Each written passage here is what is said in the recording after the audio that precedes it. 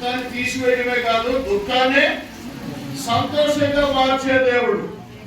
హల్లెలూయా. చెప్పండి, యేసయ్య ఎందుకు వచ్చాడు?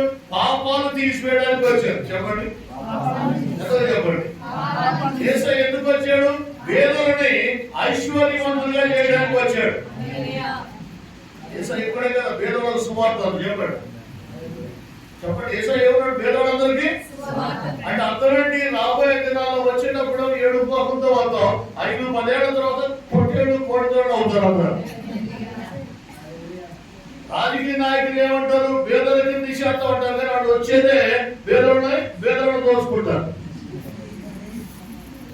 ఏ రాజకీయ నాయకులు పేదవాడిని ఐశ్వర్యవంతంగా చేసినట్టు చూసేదా?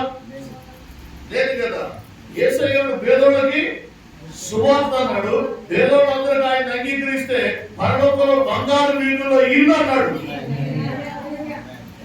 ఎంత బాగుంది చెప్పండి. హల్లెలూయా. యేసయ్య ఎందుకు వచ్చాడు? పాపులను క్షమించడానికి, పాపులను క్షమించి పరిశుద్ధపరచడానికి, పాపులను క్షమించి నీతిమంతులుగా చేయడానికి, పాపులను పరిశుద్ధ ఆయన పరలోకానికి మోక్షానికి తీసుకెళ్ళడానికి యేసయ్య ఈ లోకానికి వచ్చాడు. చెప్పండి, ఆశ్చర్యకరుడు. హల్లెలూయా. దేవునికి స్తోత్రం. చెప్పండి పిల్లరా, యేసయ్య ఎలాంటి కార్యాలు చేస్తాడంటే శాంతి లేని వారికి శాంతిని ఇస్తాడు, నెమ్మది లేని వారికి నెమ్మదిని ఇస్తాడు, సమాధానం లేని వారికి సమాధానం, ఆదరణ లేని వారికి ఆదరణ ఇస్తాడు. విధవరాడు ఉంటే నేను భర్తనై ఉన్నానంటాడు. తల్లి తండ్రి లేని వారికి ఆయనే ఆధారం. సకల జీవుల కన్నులు ఆయన వైపు ఉంటాయి. ఆ ప్రతి జీవికి కోరికలు తీర్చి ఆహారం ఇచ్చి విశ్రాంతిని కలుగు చేయదేవుడు. చెప్పండి, ఆశ్చర్యకరుడు. నువ్వు ఇంట్లో ఉంటావు, రోజు బ్రహ్మాండంగా వంటలు చేసుకుంటావు, తింటావు, కానీ నీ ఇంట్లో ఎన్నో జీవులు ఉంటాయి. దోమలు గాని, శివలు గాని, ఈగలు గాని. తిన్నావా అని చెప్పి ఒకదాన్ని అడగం. మనం వేసేయటం తప్ప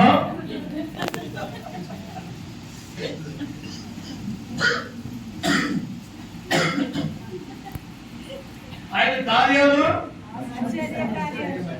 నీకు నిద్ర పట్టుకోతే దిగులు, దాని పేరు కూడా నిద్ర పట్టుకోతే నీకే దిగులు. ఆ నిద్రపోతే నీకే ఆశ్చర్య. ఆయన నీతి మంత్రులకి అనీతి మంత్రులకి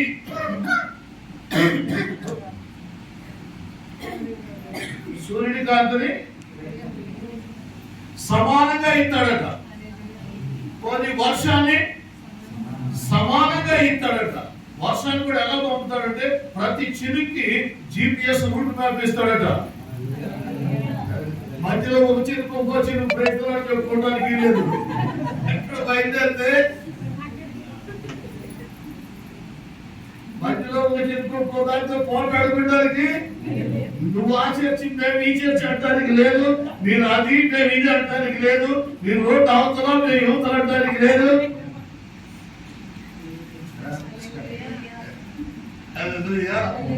అందుకే యేసయ్య చెప్పాడు, ఎక్కడ ఇద్దరు ముగ్గురు అదనమాట, ఇద్దరు ముగ్గురు కూడితే చాలండి. ఒక మనిషి దేవుని దగ్గరికి రావాలంటే రెండింటిలో ఏదైనా ఒకటి జరగాలంట. చెప్పండి, ఒక మనిషి దేవుని రెండింటిలో ఏదో ఒకటి జరగాలి. ఏదని డబ్బైనా పోవాలంటే జబ్బైనా రావాలంట. ఈ రెండు ఉంటే వాడు నీళ్ళలో చేప కదండి. ఈ రెండు ఉంటే నీళ్ళలో చేప దొరకడు చేతికి. చెప్పండి, ఆశ్చర్యకరుడు. ఆయన కార్యాలు ఎలాంటివి అంటే నా పని అయిపోయిందంటే ఆయన అంటాడు ఇక నా పని మొదలు పెడతానని. చెప్పండి, ఆయన ఆశ్చర్యకరుడు. దేవునికి స్తోత్రం.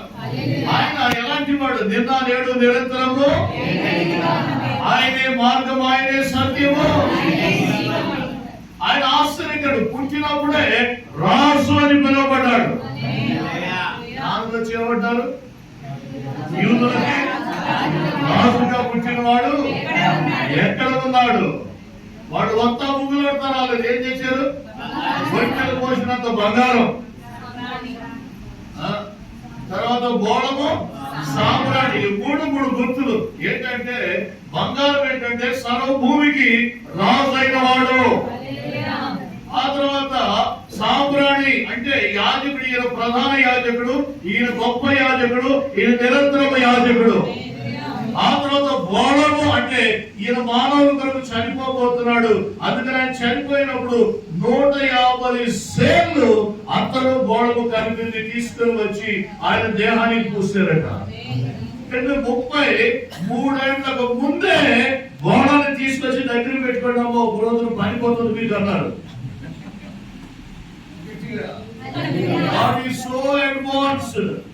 దేవుడు నీకంటే ముందుగా బాగా ఆలోచిస్తాడు. దేవునికి స్తోత్రం.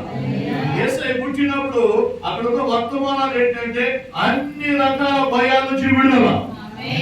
కొంతమంది కప్పంట భయం, కొంతమందికి కుక్కంట భయం, కొంతమందికి పాస్టర్ గారిని తీసుకెళ్ళా గండి ముందు తిప్పి పోవాయని చెప్పంటే లేదు లేదు సార్ పోరాడు, ఎందుకంటే మా గడిలో కుక్కలు ఉంటాయి.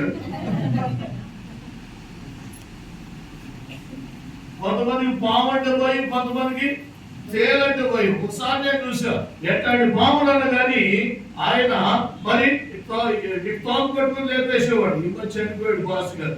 కానీ ఆయన కప్పని చూస్తే ఎంత వేగంగా పరిగెత్తేవాడంటే మరి అదేంతో మరి ఈ కప్ప ఎన్నిసార్లు కలిసినా ఏం కాదు, కానీ ఇది వాసన చూస్తేనే అవుట్. క్రైస్తవుల కథ ఎట్లుంటుందంటే కళలో ఎవడైనా తెల్లగా వచ్చాడంటేనేమో దేవుడు వచ్చాడు అనుకుంటారు, కానీ అన్యులకి ఎవరైనా తెల్లగా వచ్చాడంటే తీసుకెళ్ళడానికి వచ్చాడు అనుకుంటారు వాళ్ళు.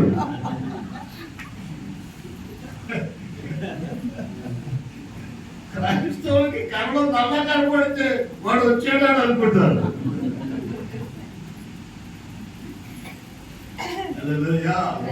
చూడండి పిల్లలు, ఆయన ఆశ్చర్యకారుడు. చెప్పండి, ఇది చాలా లోతైన మాట. ఈ ఒక్క మాట గురించి కొన్ని గంటలు మీతో మాట్లాడవచ్చు. ఆయన కార్యాలు ఎలా ఉంటాయి చూడండి. యోనా గారు ఏం చేశాడు?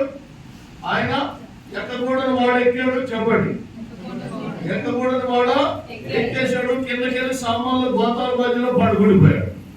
ఓడనాయకుడు ఆడకెందుకు పోయాడో తెలియదు. ఆడకెళ్తే శబ్దం వస్తుంది. ఏంటి? బురక. ఏమంటాడు? పోయి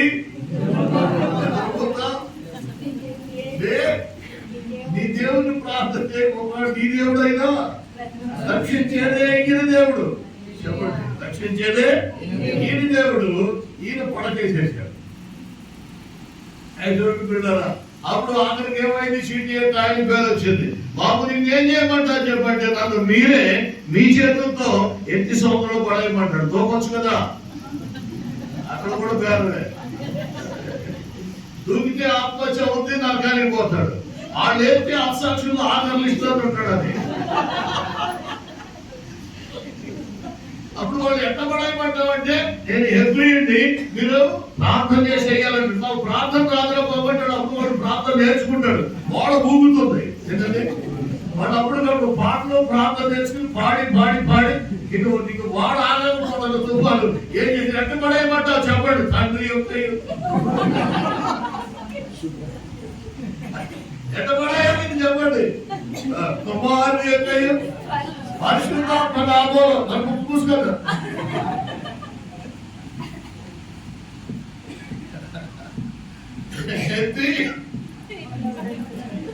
సముద్రంలో పడైతే ఈయన పడేసినాక దేవుడు చేపలు కలుగుతున్నా. అలాగైతే పరదేశంలో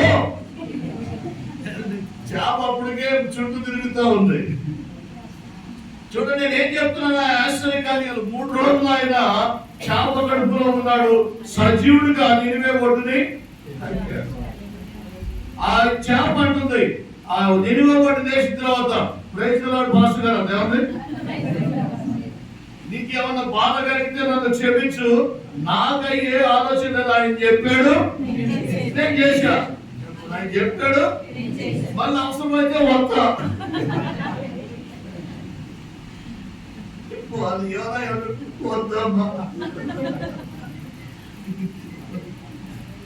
చెప్పండి, ఆయన కార్యములు ఆశ్చర్య కార్యాలు ఎవ్వరు కూడా చేయలేరు. చరిత్రలో ఎవరు చేయలేరు. లేని వాటిని ఉన్నట్టుగా పిలిచేవాడు, సమస్తాన్ని శూన్యమును రప్పించే దేవుడు, సకల ఆశీర్వాదాల కారణభూతుడు, ఆల్ఫా ఒమేగా, ఉన్నవాడు అనువాడు, మొదటివాడు కనపడివాడు, ఆది అంతమైన దేవుడు, భూపతులకు అధిపతి, సర్వాధికారి, సర్వశక్తి కలిగిన దేవుడు, సర్వోన్నతుడు, సర్వాంతర వ్యామి, సర్వ జ్ఞాని,